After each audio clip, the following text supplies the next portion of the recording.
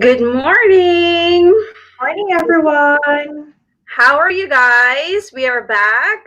Gretchen and I are very grateful and thankful today that Mhm. we are going to discuss about this friend of ours, the cortisol, which is also known as the stress hormone.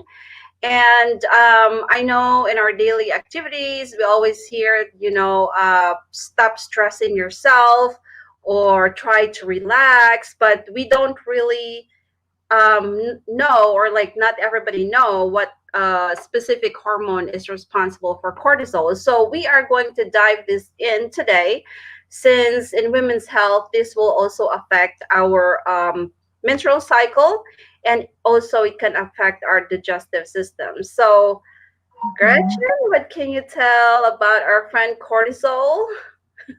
Okay, so cortisol is actually released in the body when we're in stress. If you've heard about the fight and flight response, like for example, you encounter stress and then you have that feeling, shall I deal with the stress or shall I just run away with the stress? So, for example, there's a lead threat. Um, maybe you encounter somebody who's trying to attack you. Are you going to attack the person back, or are you just going to run away of the situation? So that's what your body is going through that time when you have those cortisol levels in your body.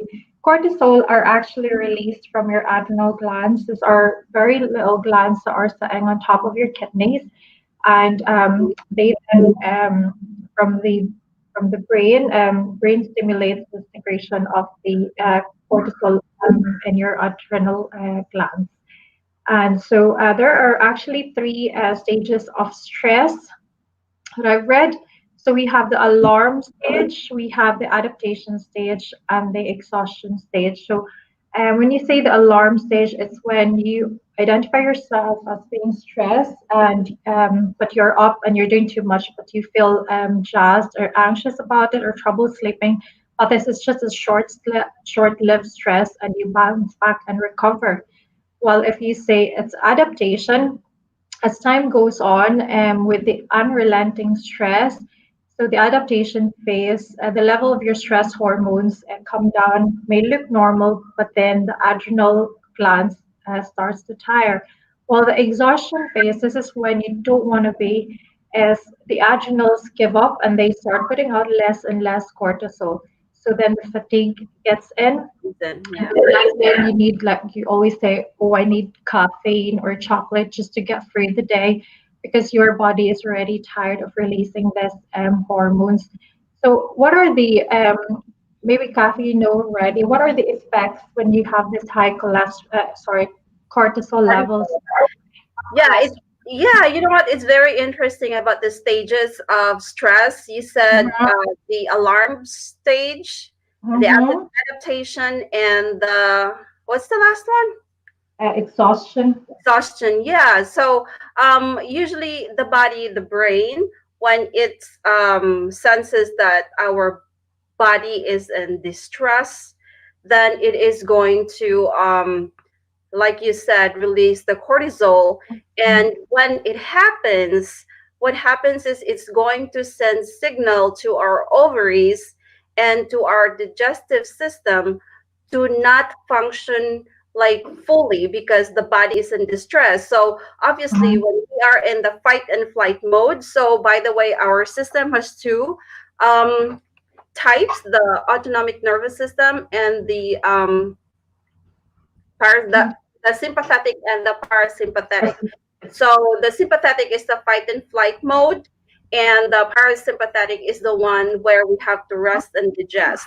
So when our body is in fight and flight mode, it's going to release the cortisol, and since we are in stress, it's going to again tell the ovaries to, you know, stop ovulating because the body will not be able to support the baby or the growing fetus in our uterus because it is in stress. So Yeah.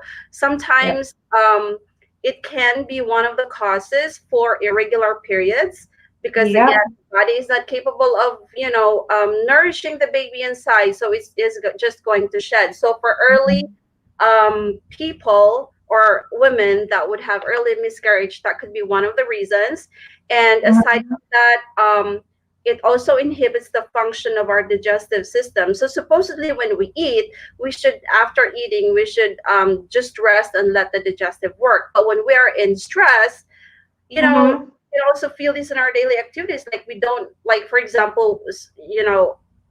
we're in stress mode. We don't really think about food or getting pregnant, right? So even though, because even if you're stressed, like for example, you're gonna sit on an examination, you don't even feel like eating because your digestive system just shuts So, down. That's mhm. one of the effect of the cortisol in our body as well. Yeah, so isn't that interesting? And so for stress eater, I know there's a lot of people that would like to eat because they're so stressed, but that is not really healthy because we already know that if we eat a lot, the digestive system is not working well. So what happens is, our the food that we eat will not be digested properly, and So it so will just we're store in your body. yeah, we're going to have constipation, or there's going to be a problem with the carbohydrates distribution or the sugar. Then we talk about Mhm. insulin, then everything's going to be out of balance. So Yeah. it can also affect our sleep pattern because Yep. too much cortisol, especially in the morning, the body already releases like an hour or two before we get up. So we can support our daily activities. We have to get Yep. up, get stuck, get going. But throughout the day, there are so many stressors, around us. It could be at work. It could be just, this little thing that can really like irritate you, or Mm-hmm. just by doing something that you don't really like doing.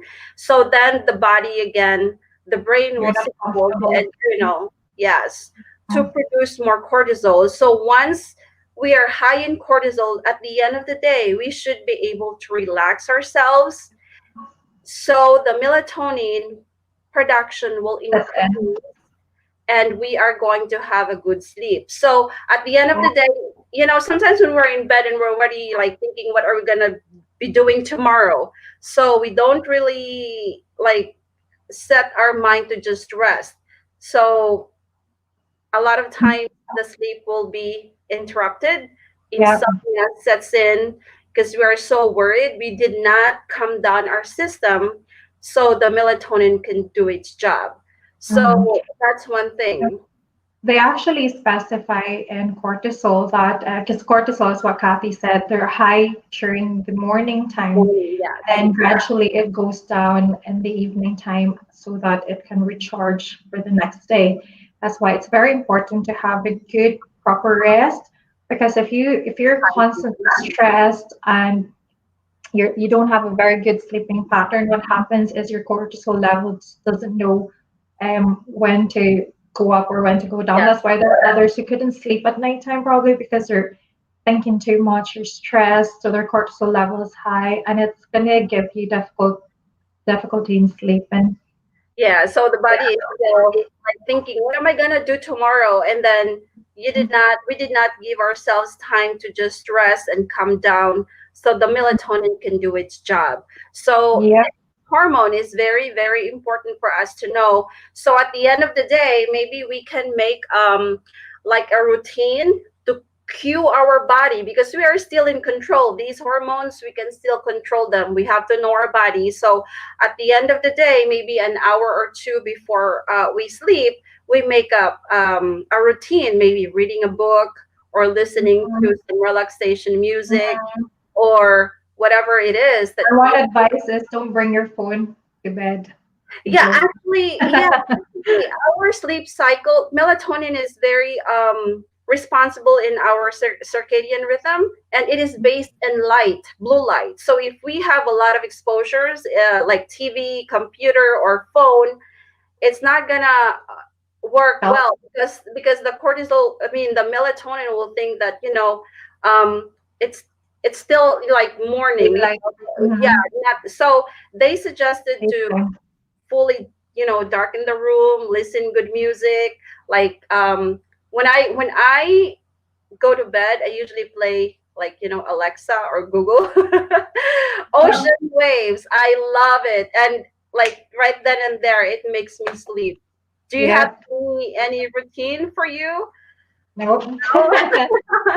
Wait for my body to sleep to be able to sleep. Yeah. Yeah. So far, I am a good sleeper, and if it happens that I don't sleep well, then that's really rare, and it's just weird. It's either I eat late, because then the body is still work trying to digest the food. Yeah.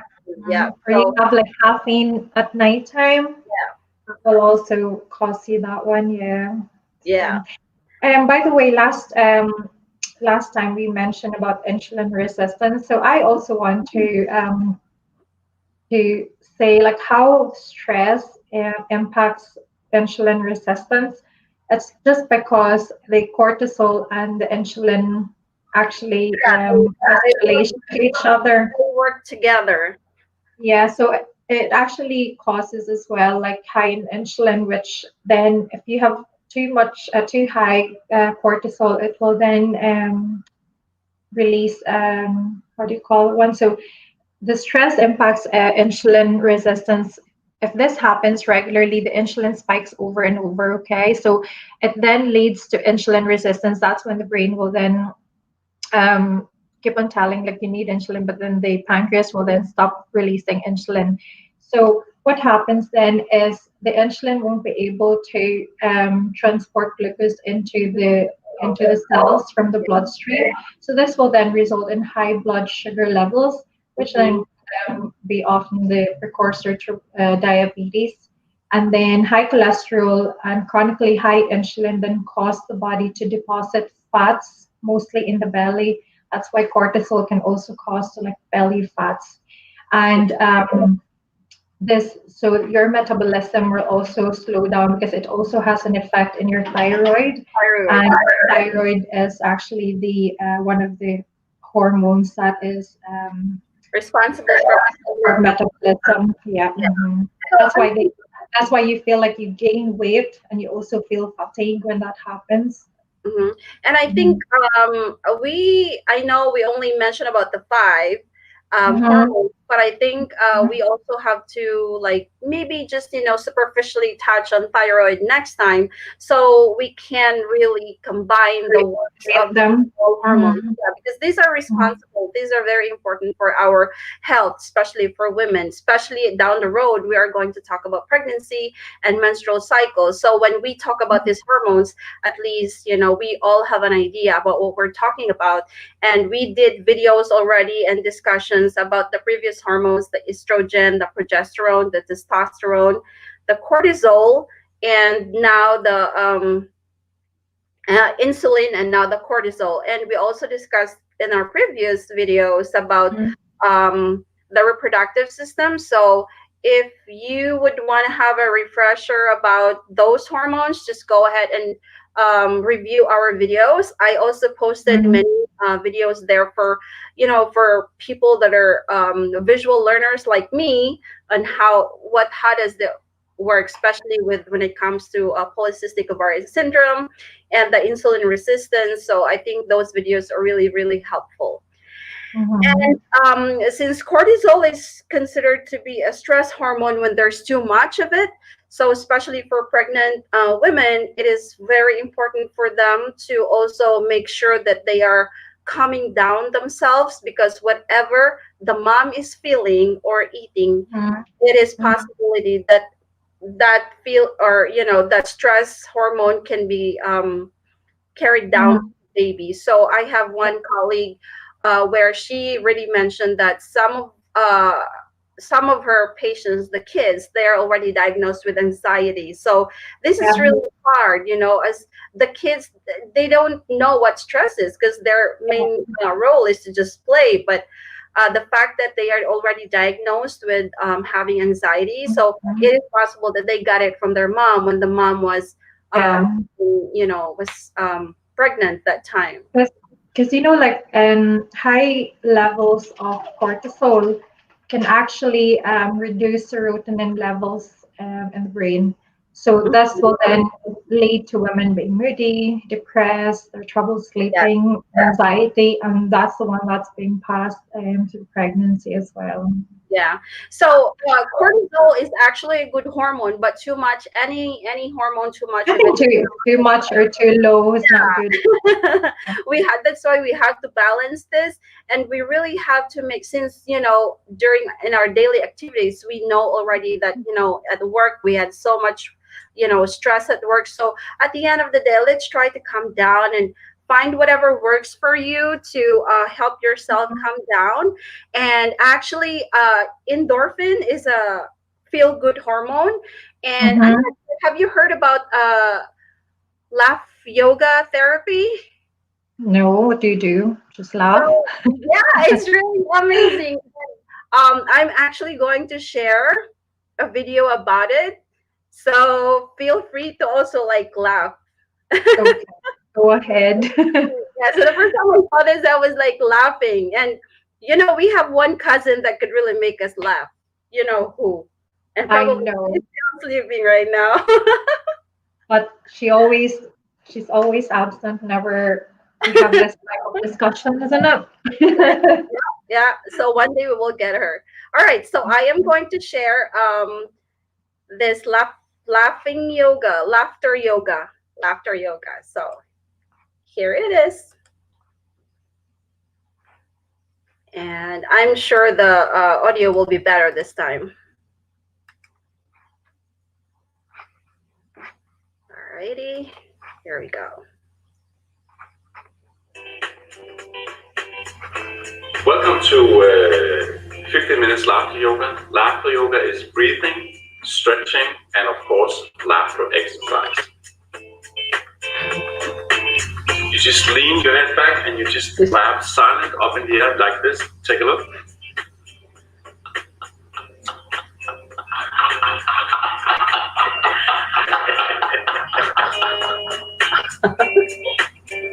Close our mouth and we just say,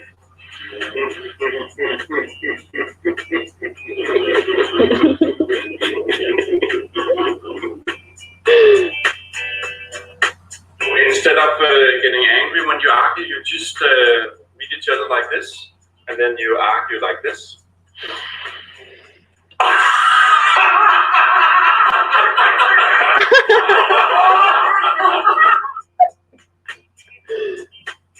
We often take ourselves too serious and have to be perfect and do everything right. But this time we're just gonna laugh at ourselves. So everyone take their fingers and then we point it at ourselves like this.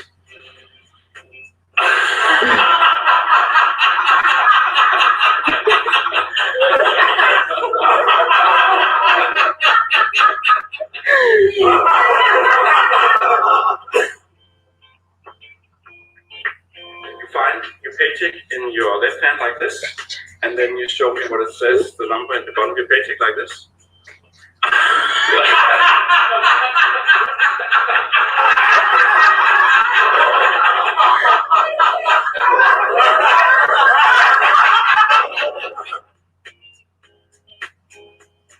It's not really an exercise, it's just connecting and letting go. If you can't get started in this free laughter, I just want to give you a tip that you can use here and many other places in your life as well. And it's called fake it until you make it.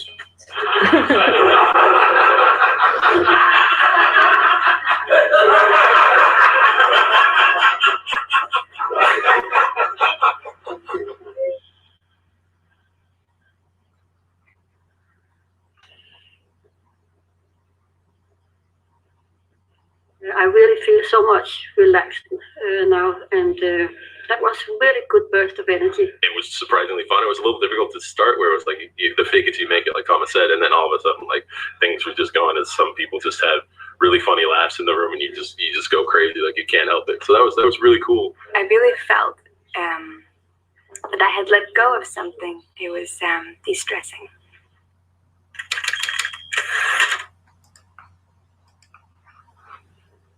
What can you say about it? Oh, that's really unique. That's the first time I've heard about that one, so that's good. Yeah, and there is a study that doing that is really, it can release endorphins, which can really make us, we can neutralize our mood. And yeah, that's why, because I just attended a seminar about cancer and some treatment management. And so it's actually one of the things that they encourage, because even if you see, look at the kids, they would just laugh without any reason. And once they laugh, their laughs are so cute. And then that can also make us laugh. So I think it is about the same principle. Yeah, I think it's about the same principle that, we should just laugh about anything. So that's one way of de-stressing. And meditation is one.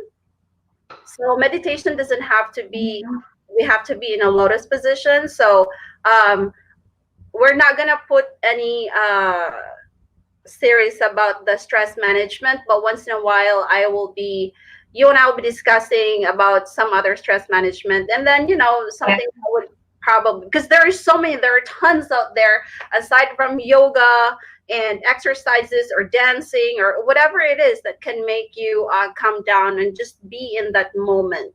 To neutralize. Yeah, so it is very important to balance everything, so our hormones will also appreciate that, and overall we're going to be happy, especially when we are having our menstrual cycle. We have a lot of concerns like, why am I irregular, or why is it that my menstruation is delayed? So it could be one of the reasons aside from the nutrition, and that is one thing that we're going to discuss as well.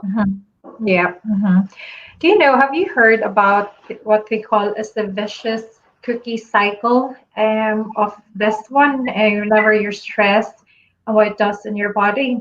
So I've just read about this one because everyone has their own adaptation to stress. So some are positive and some are a bit less positive. So when you say positive, so there are people who just ignore it altogether. Probably it depends on the stress level. So it can just be like an acute stress, which is just like those not permanent type of stress, or we have a chronic stress, so it can be like sickness or financial, like more long-term stress. So there are other people that they cope with stress by comfort eating. That's very common. Comfort food. That's why there's comfort food around. So cortisol actually increases the cravings for sweets. So the practice of eating like sweets and high glucose foods will just like break down quickly into like simple sugars. So that's what we call like a vicious cookie cycle, because vicious cookie cycle. Vicious cookie cycle, because it says that it's an easy way to see how stress and how high cholesterol. Why do I always say cholesterol? Cortisol level affects our hormones. So when cortisol levels are high, and we eat sugar and other simple carbohydrate foods, it causes insulin to spike because it responds to high glucose in the body, isn't it? And high insulin levels can cause the blood sugar to go high, and then leading to further increase in the secretion of cortisol. So it will ask to secrete more cortisol just to cope with it. And it also then increases hunger, especially for sweets and carbs, because what we said earlier, cortisol actually make us crave for more sweets. So there's another cycle. So it just goes like a cycle together. Yeah, it's really interesting to know that, isn't it?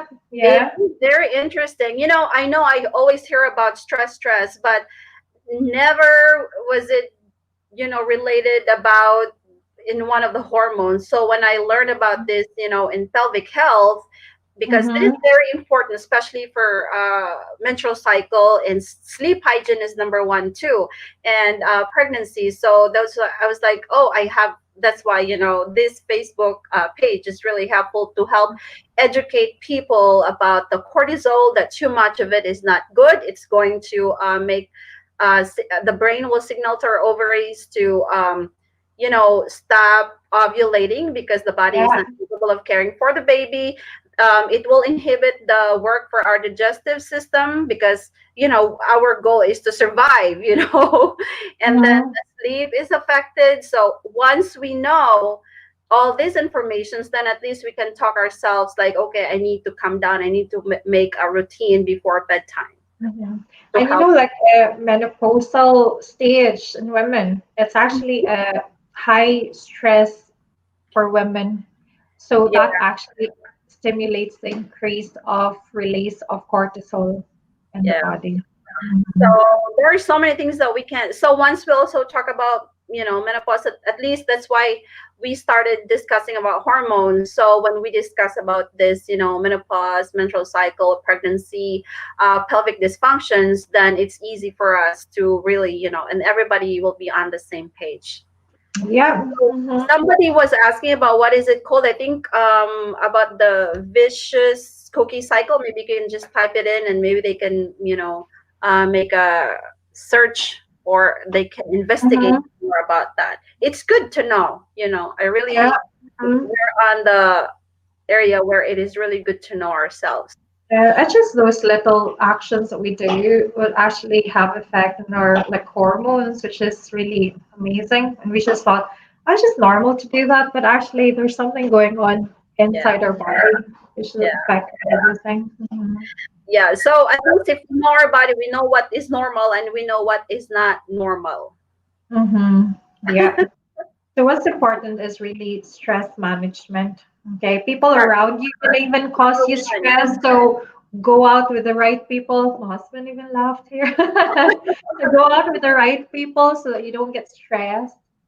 Yeah. So And there always have to be, yeah, somebody in your life that can help you de-stress. Maybe you and your, husband can say, ah, not we right. always do that anyway. We just laugh at each other for no reason. I always use that. I use that to him now, and then he would just, Feel like you will know when you're stressed because very common some like feeling would be like palpitations, and you'll be like lose focus yeah, or your blood pressure will go up, you get like sweats and all those things. So even if you like remember the first time you've seen your crush, maybe that's like all those symptoms of stress.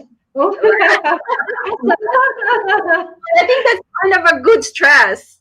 It's like, oh, Oh, that's a good stress. Yeah. yeah. Yeah, it, a little bit of it that feels is good. actually not bad, but if Yeah, it makes me feel good. So yeah, because it's like exercising stress, your heart as well. yeah, and stress something that, like, I don't know with you, but It sometimes helps you I am cope. I am on my, like, maybe in my menstrual cycle, and then there's this just one person that I would get irritated, and this person doesn't do anything bad to me at all. So it's like, whenever I see this person, I would just get irritated and Yeah. just doesn't want to go near. So what I do Uh, is I have to avoid this person, because it's not this person's fault. It's yeah. hormone. So You in order know, to avoid you know myself that my being husband actually calls a week before my menstrual period monster week. so, yeah, Yeah. to avoid being stressed. So we have to know what strategies that would work for us. So it's Um, not gonna be, that bad.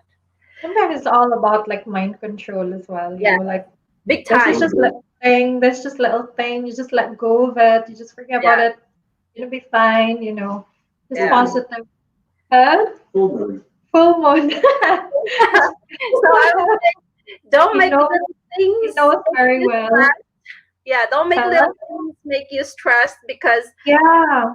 increase, over time, it can Mhm. build up. And then that's what happens with, we might have a friend or somebody we know where they just get stressed for no reason, and they would say, oh, I don't know why I'm so nervous or I'm so stressed. Probably because in their younger years they are already stressed, and then they didn't know how And to counter the stress, to control it. So when they, like, I have a lot of patients that would just get stressed for no reason. So maybe because probably they were not aware about it. So moving forward, so at least we have to know how to calm ourselves down. And then yeah.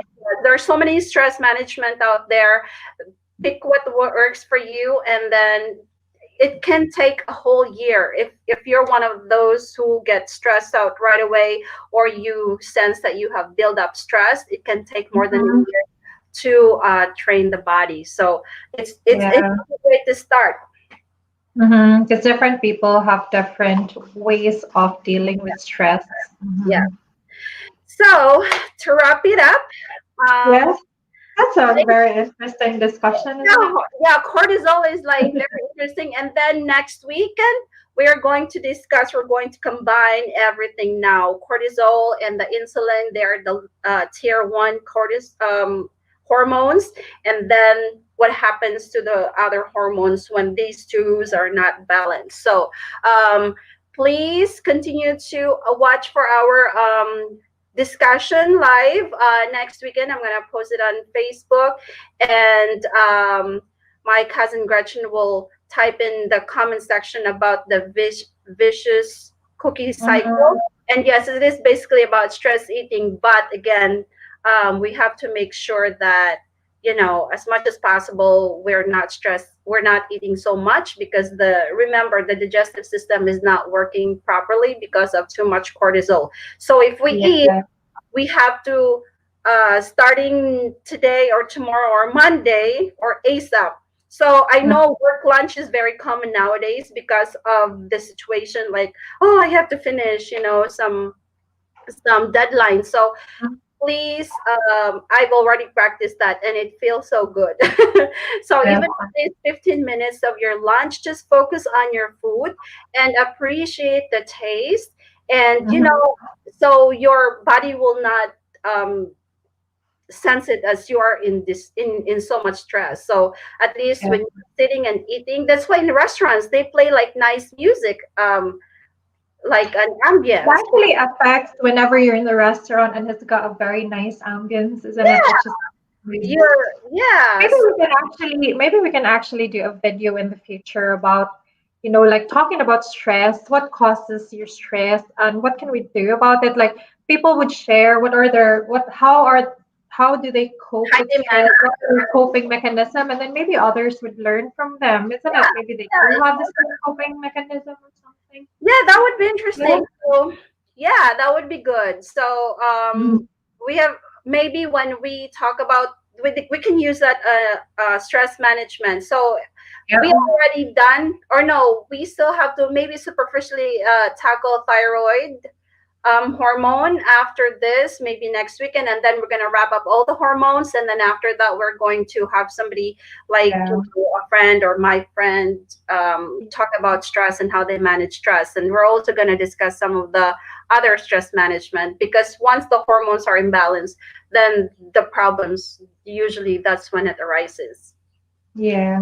right? Sorry, I've just seen the comments, but yes, I'm gonna type in later on what the vicious cookie cycle is. It's probably like other people's way of dealing with stress, and yeah, maybe it's stress same type of And thing too. yeah, and you also mentioned about the stages of stress. I think it's good to post that in our page too. Okay, yeah, Yeah. I'll do that. So, okay, so thank Right, thanks you everyone. for staying with us, and Joining I us. Yes, hope starting today everybody will start coming down. At the end of the definitely. day, Breathe, calm down. like deep breathing exercise is a one thing. Like if you're so angry with somebody, pause for a moment. I was laughing. Pause for a moment and then breathe in.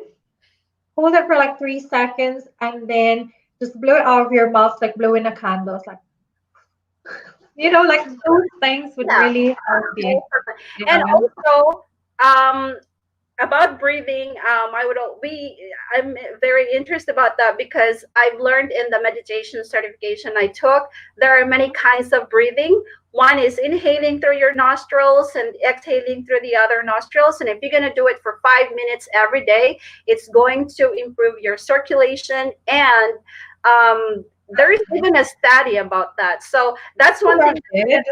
Yeah, so We can talk about loads of those things in yep. the future. We'll So probably do one for that.